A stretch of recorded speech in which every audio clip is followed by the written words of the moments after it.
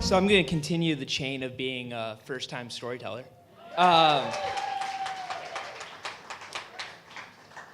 As tonight went on, I kept thinking back to my little sister.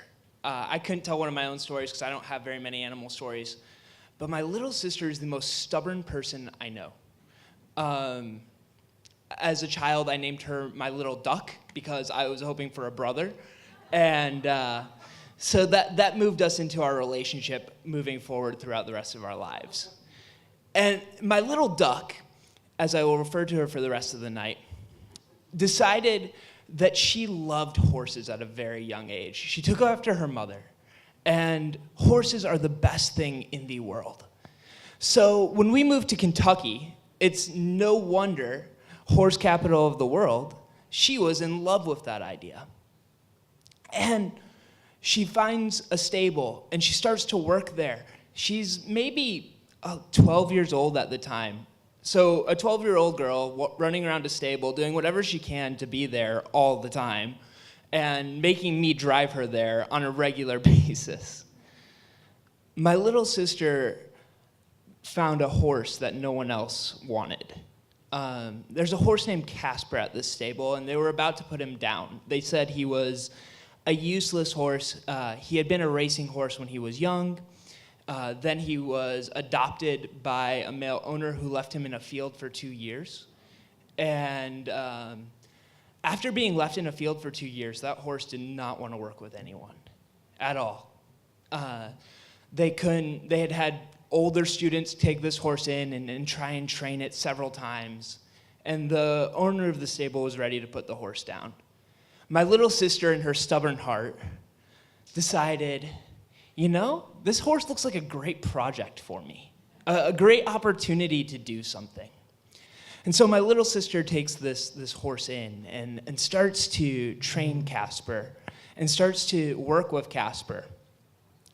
About 2 days in, my mom had taken her to the stable, and I remember getting a phone call from my mom saying, hey, we're not going to be home for supper tonight. Abby's been rolled over. I immediately go, is she okay? Well, she wants to get back on the horse, but we're taking her to the emergency room right now. 2 or 3 broken ribs later, or bruised at least, she comes back home and says, so when can I go back to the barn? Look at my little sister with this wonder in my eyes and go, you just got rolled over one of those beasts. Why would you ever want to go near one again? And yet she had a love for this horse that no one could explain. And about 2-3 weeks later, is back at the barn trying to work with this horse.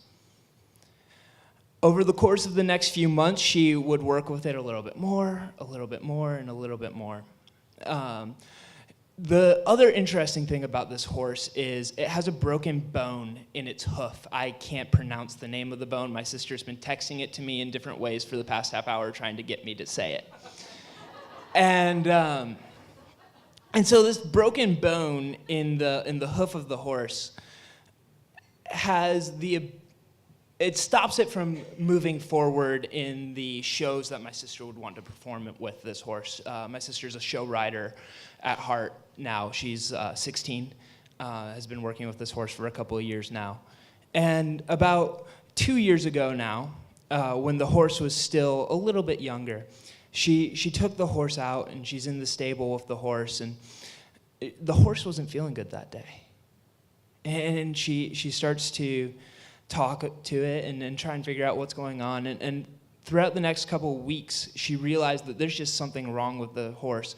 The horse had gotten mud stuck in between the bone and caught mud fever is what they call it. And so, again, my sister, determined not to let anything bad happen to this horse, moves forward in nursing it back to health over the course of the next 3 weeks. So this horse has rolled over my sister, and my sister has given this horse mud fever at this point in the horse's life. So I told her that at least she got back at the horse, if nothing else. And she did not like that comment from me at all. But moving forward, the horse began to heal. The horse began to get better. She would ride it. She'd take it to shows. It would do okay.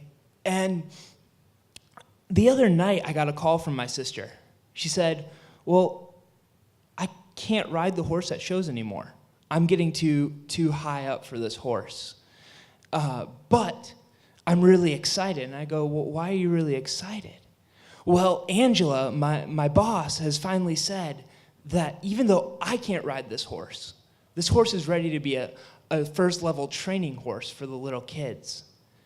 And so this horse that had been left in a stable for 2 years, left alone through the love and stubbornness of my little duck, decided that it was going to be healthy enough and well-behaved enough to let 8-year-olds ride it.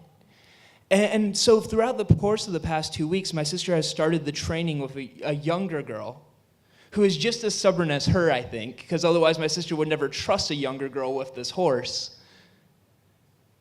And my sister has started the passing of the baton of Casper to a new rider. So that's a little bit of my sister's story. Thank you for listening.